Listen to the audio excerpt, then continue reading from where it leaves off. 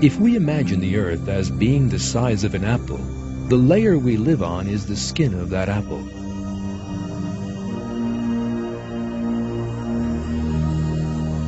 That layer we live on is really very thin and weak. Even a small blow from outside would suffice to tear it.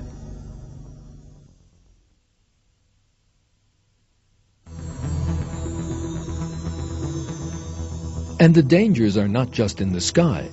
At the same time, they are right under our feet. Right under that skin we live on is a layer of magma several thousand degrees in temperature.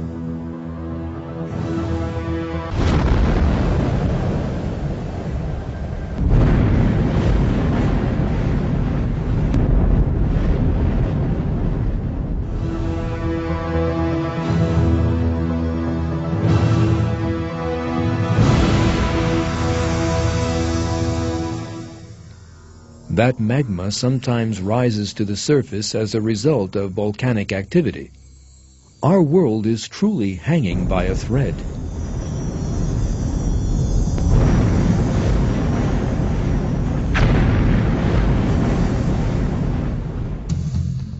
Magnificent mountains explode as a result of the volcanic pressure beneath them.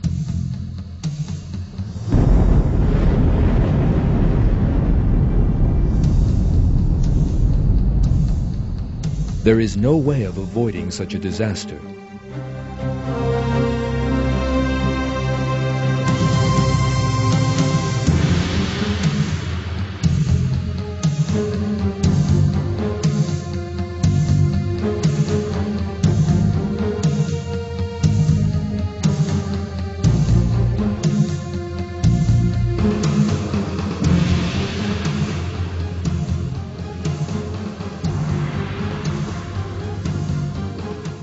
The magnificent structures, the splendid cities that people built so proudly will collapse in an instant.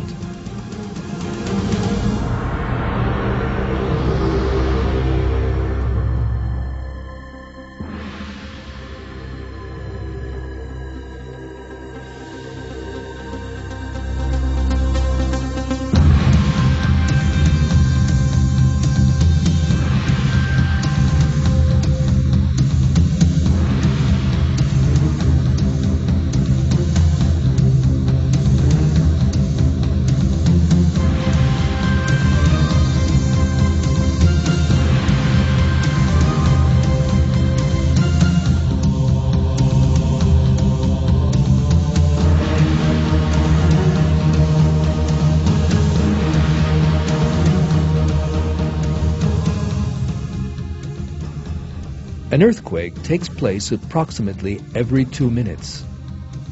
But most of these are very light, and we do not even feel them. Yet if God so wished, there could be tremors so powerful as to affect the whole world, put an end to life on it, and destroy everything. In fact, the Earth is entirely suited to earthquakes, with its fault lines and the gaps in the tectonic layers.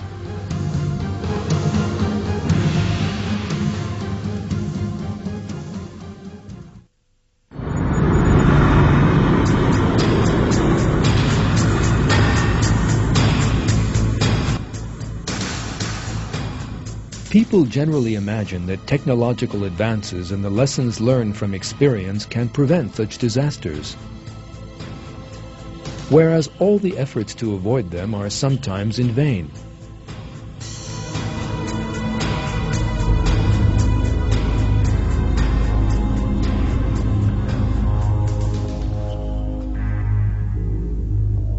One of the most recent examples of this was the violent earthquake in the Japanese city of Kobe in 1995.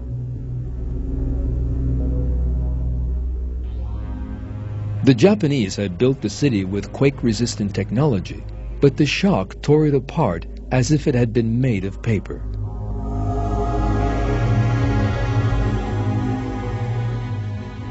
The Japanese had spent billions of dollars on research into a system that would give prior warning of earthquakes, but were unable to predict this one, which came from an unexpected direction.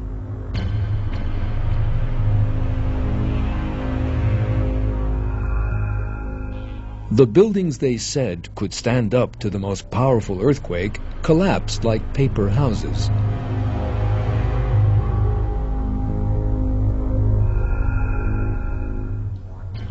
Earthquakes can sometimes lead to other unexpected disasters. An earthquake at the bottom of the ocean can give rise to the giant tidal waves known as tsunami. These waves can destroy whole coastal areas.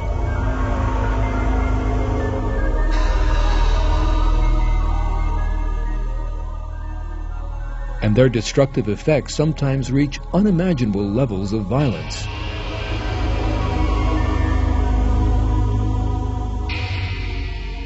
They have an average height of 30 meters, and they can occur with no warning.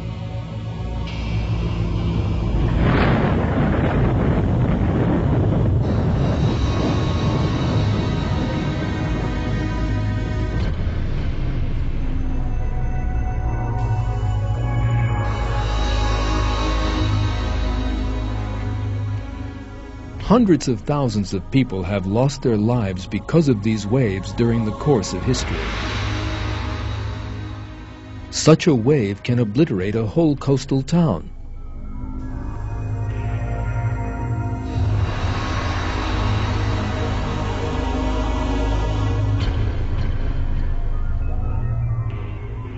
The images you are about to see were taken by a camera in the garage of a hotel built by the edge of the sea.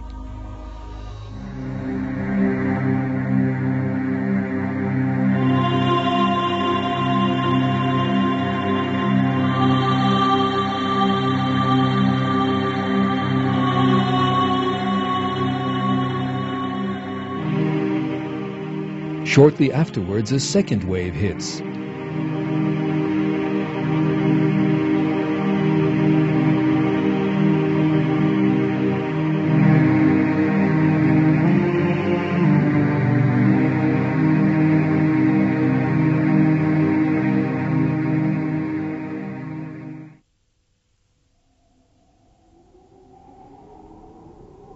Atmospheric incidents such as typhoons and hurricanes are frequent occurrences.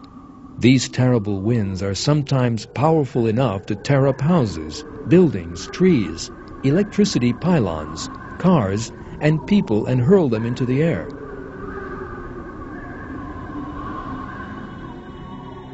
Man is helpless in the face of the destructive effects of whirlwinds. A modern city can be devastated after a powerful storm. The yachts and villas people are so proud of owning can turn into heaps of scrap.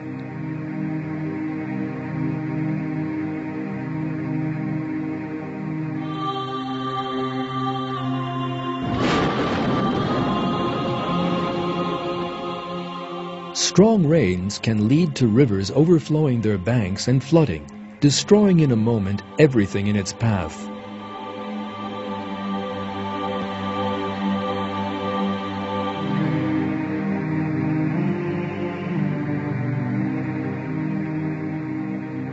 Throughout history, millions of people have lost their lives as a result of such disasters. And many more people will continue to do so in the future. And most of those people will never for one moment have thought that their lives would end in such a manner.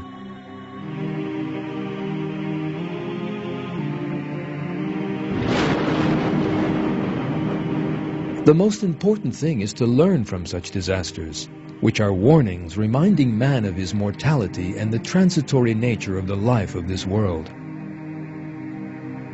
Man must think about these disasters and realize that this world is not worth being passionately attached to, that it is not a place in which one can live forever.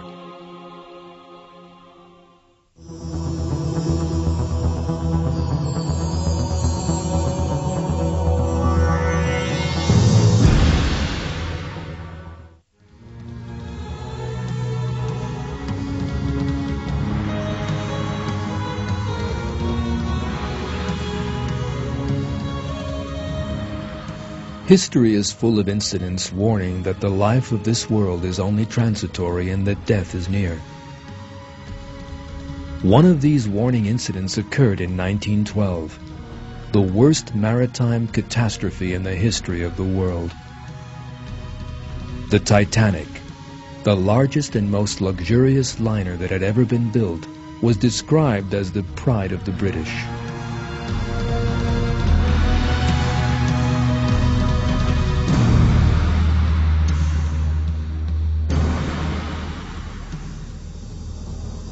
"55 meters high and 275 long, the ship was, technically speaking, state-of-the-art.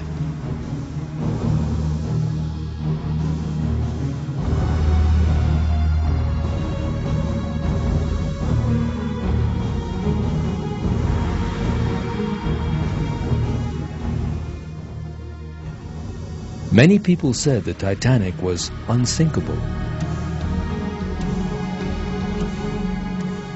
Yet it struck a giant iceberg on its first voyage and was seriously damaged, and sank under the waters of the Atlantic in a terrifying manner.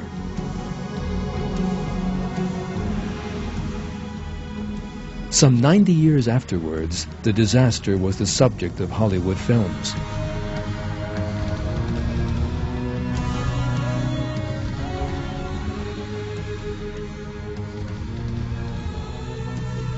"1,500 passengers drowned in the icy waters." Since the ship was regarded as unsinkable, there were very few lifeboats on it. Among those who perished were wealthy and aristocratic people from Britain. The incident once again demonstrates that people cannot avoid the destiny that God has set out for them. The Titanic tragedy is a historical lesson, showing the kind of disasters that those who grow arrogant on account of their wealth and those who forget that God is the only absolute power can find themselves facing.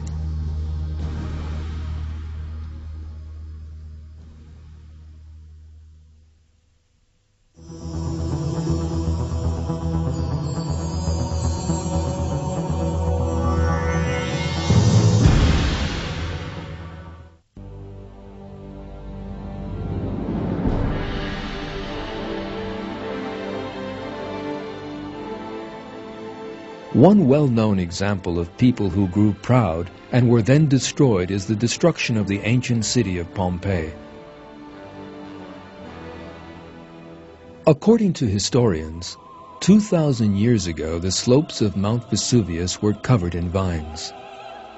The city of Pompeii was built between those slopes and the sea and was generally the choice of wealthy Romans. Life in Pompeii was built on dissipation